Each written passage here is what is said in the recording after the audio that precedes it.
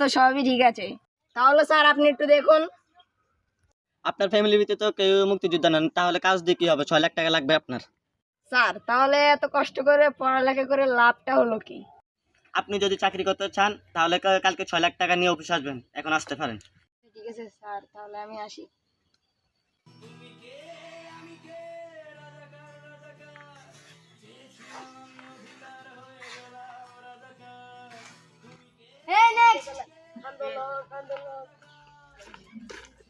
ওয়ালাইকুম স্যার। ওয়ালাইকুম সালাম, আপনি বসেন।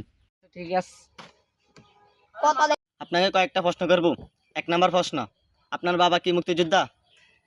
স্যার, কিন্তু আমার দাদা মুক্তিযোদ্ধা। তাহলে দেখি দেখি আপনার দাদার সার্টিফিকেটটা দেখেন তো।